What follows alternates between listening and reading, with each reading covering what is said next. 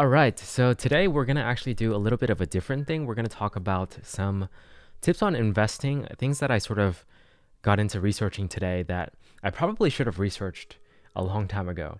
Like I'm in my late 20s now, and I should have been doing this like basically in my early 20s. I did open a Roth IRA account sometime in my early 20s, but I haven't really been doing it right. So today I kind of researched stuff because of like the bet I made with Tesla like last week and how I got $1,000 from that. And I'm like, what should I actually do with that $1,000, right? And I was thinking probably the best thing to do is like reinvest it, right? So just to, I guess, give a little bit of background, I have done really, really minimal stuff regarding, I'd say, investments in general. I can go ahead and just do a little bit of a screen record with my phone. I'm a bit hesitant to, but I will just do it because I feel like it's a better experience if you guys have the full picture. So I use Robinhood as my primary thing. I know some people have issues with Robinhood, the company itself, but personally for me, it's just a tool and it does the job well enough.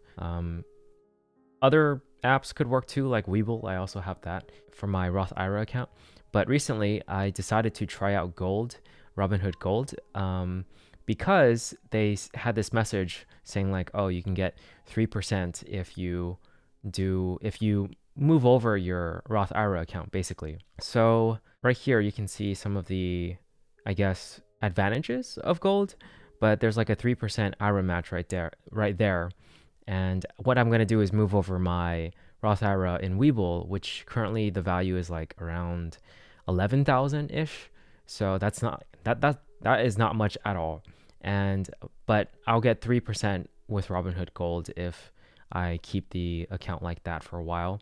And I calculated it and I was like, that's like more than the amount that it costs. So it just sort of makes sense. And then I guess I sort of just did more and more research until I came across, like, I can show some stuff here as well, where I just saw certain things that I thought were kind of cool just doing research. And I know some of this is on Reddit, but a lot of people have been saying the same thing, which is basically use like your $1,000 of free interest margin.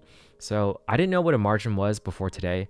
Apparently a margin is just like you borrowing money, basically, with interest. So that's what I did. I opened a margins account with Robinhood, and at first it was like it let me borrow like so much. It was like kind of ridiculous, like basically the same amount as my current portfolio. I've been investing since I think like 2018, so that's why my portfolio has been, it's a pretty decent number. I'd say it's not that high at all, but it's decent, I guess. Definitely got lucky with certain stocks. But for the margins thing, you can actually go into, let's see, nice. Robinhood actually protects you from accidentally screen recording your personal information. It's really good. So let's do this one more time. In the right place, investing, I believe. And then you can change where it says margins right there. I have it as enabled, and then margin investing settings and borrowing limit, I changed it to 1,000. That way, like normally if you borrow more than 1,000, then if you use that money, if you depleted your own money account, like say you have 1,000 in the account as cash, liquid cash, where you can use it to buy stocks, or you can just let it sit there, I guess, for the 5% thing. That doesn't count as the margin. You have to spend that first in order for you to start spending the actual margin, like borrowed amount. So if you set this up and you start it, this 1,000 becomes part of your 1,000. So you see 2,000 as your buying power, which is basically what I see right now. So my buying power is 2,201, but 1,000 of that is the margins. So basically I have to spend $1,201 first before I start using the margin thing. But you want to set the limit to 1,000 because it's free interest, basically meaning like you can use that 1,000. You have to eventually give it back, but it's free interest as long as you have the Robinhood Gold thing. And people have been saying like what you want to do is invest it in something like a bond ETF or some sort of thing that gives you a monthly or basically a return of 5% after a year. So they say SGov is a good one.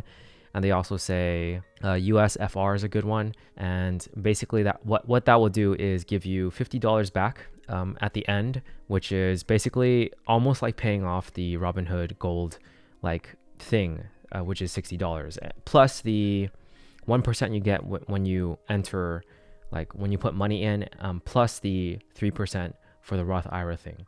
So that to me makes a whole lot of sense to actually like use gold. So that's why I decided to try it. I don't know if I'm going to keep it, to be honest, but we'll see. But anyways, that was kind of like a random like thing I did today that I decided to try. We'll see how this turns out in the long term. I think it'll be good. Like, I think it'll be a net positive. But for the Roth IRA thing, I found out that you basically, they help you set up an account pretty easily. It took less than 5 minutes. And then I already have one with Webull. But like I said, I saw the ad for the 3% thingy that apparently lasts only until October 27th, which is next like 11 days from now. So I'm definitely going to do it before then to get the 3% thing. I have like, there's no advantages to being on Webull in my opinion. And Robinhood said they would pay the fee to transfer it over. So to me, that just sounds like a good deal.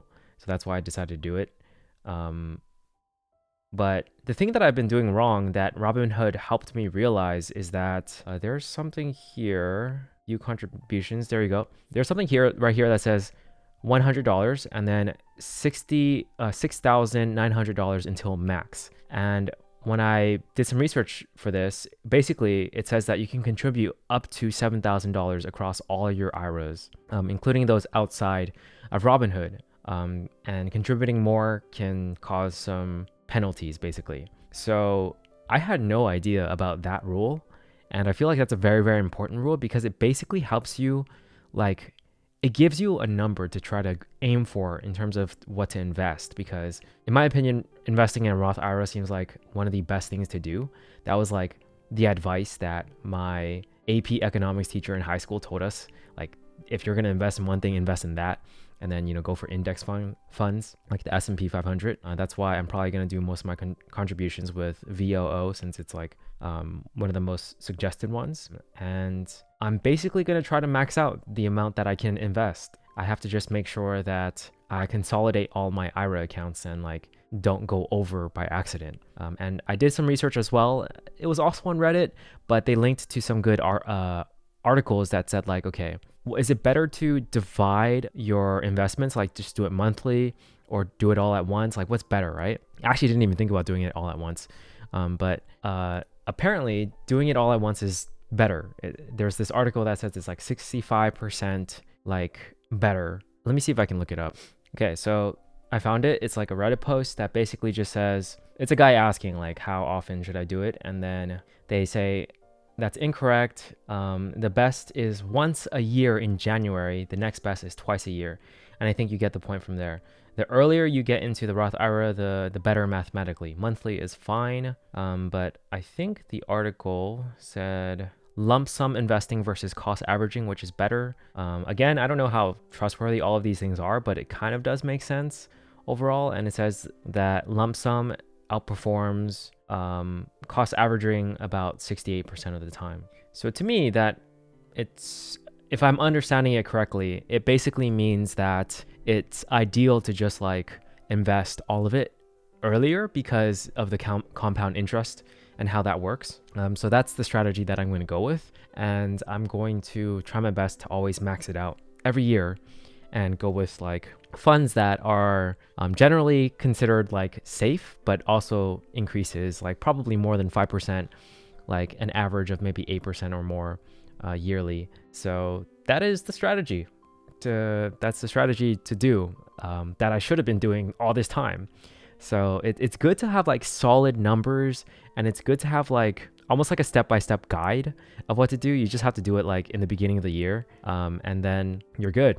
And the whole like bonds thing to pay off the Robinhood Gold account fee, which you can also make as your debit card or your bank account. That's what I did personally because it's easier, or it's better. I don't know how it works for the margins thingy, but like apparently you can use it. You can pay $5 using your Robinhood account, but to me that's kind of weird because you'll have zero if you do the bond strategy. You'll have zero in your buying power, and they're taking away from your buying power. So I don't know how that works. So I just made it so that it pays off of my banking account instead. So that just seems easier. That is everything that I set up today. That is everything I learned today regarding investing and like what to do for the future. I feel like obviously this is like a bare minimum stuff, but I didn't even know the bare minimum stuff. So I'm learning a lot, and I feel like I need to get more into like researching what to do with just how to handle finances and money overall.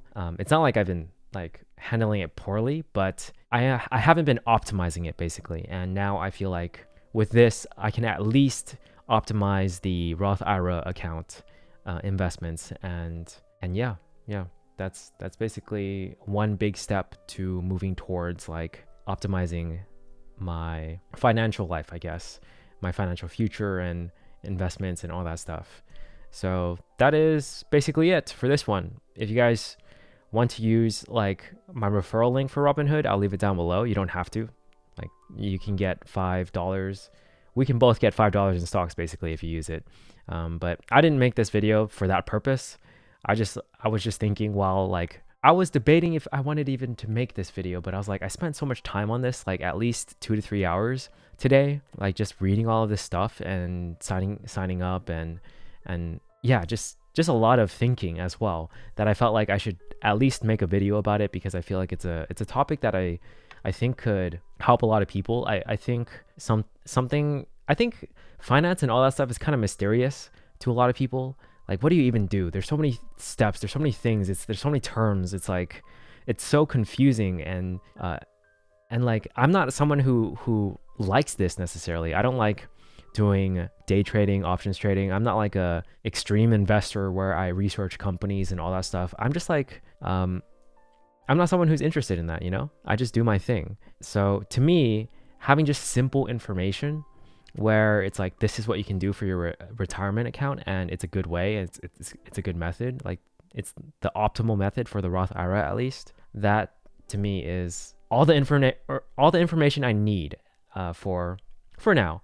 And if I get more interest in furthering my investments and all that stuff down the line, which I probably will try to do more research next year, you know, just here and there, because my focus right now is like just other projects. And I think most people have other focuses in their life, you know.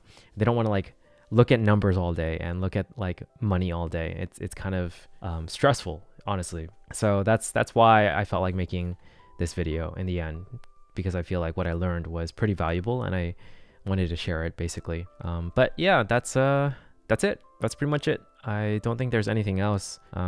I do think it's a good idea to try to use gold if it makes sense for you, if you have the patience to set everything up and do the whole like bonds thing. I haven't tried it yet, so maybe once I do start doing it for the margins thing, then I will make another update about it. But it seems simple enough in theory, but I kind of don't fully understand what this SGov is or what this US or ETF is. I know they're bonds, and I watch videos about what bonds are.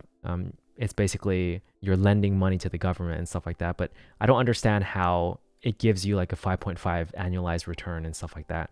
So I have to try it, and then I think when I see the numbers and I see how it works, like I'll fully get it. And yeah, we'll see. I'm sure there's something out there already that shows you how to do it, but yeah, either way, it's a solid thing. I feel like if you do the math and you have the patience and you have the like headspace to do it, all of it makes sense. They also have like a credit card that you can sign up for, but it's kind of like, I don't know. I did look it up. It said that even if you sign up for extra credit cards, it doesn't really change your credit score that much. What affects it the most is like paying it off on time and not using too much of the of your credit, basically. Always having a good ratio is what it said. Again, I'm not an expert with any of these things, so you know, take everything I'm saying with a grain of salt. But this is the research I did today, and this is what I wanted to share. So yeah, I mean, about the credit card, by the way, like the credit card has like no annual fees as long as you have Robinhood Gold, and it has like 3%. Like it gives you 3% back. I don't have the credit card. I think I'll try to apply for it and see how it goes. But I have the Chase Sapphire credit card, which is Chase Sapphire preferred credit card, and that one is pretty solid. I use it for like, there's like this $10 DoorDash thing that I get every month that I use for groceries. I think you can only use it for groceries though. So basically, it's like if you do it, because they give you Dash Pass as well. If you do it right, like you're paying less than you would normally for the groceries. So it's like giving you money back, and then you get $50 of hotel credit and no foreign transaction fee. So it was super useful in Japan when I was there for a long time. And also the flight that I booked to go back to Japan to visit my girlfriend, there it costed only $200 thanks to the fact that I used points mostly because I spent so much while I was in Japan that I just accumulated points. And also I managed to refer someone else as well, and they get like a referral bonus as well. So I'll leave a link down below as well for that, because I do feel like the Chase Sapphire credit card has been a really, really, really solid one. Preferred. Chase Sapphire preferred is the one I use. And yeah, definitely would be cool for both of us to get that referral bonus if you're interested. But that's about it from me for this one. I think now it's time to get back to practicing Japanese. Catch you guys in the next one.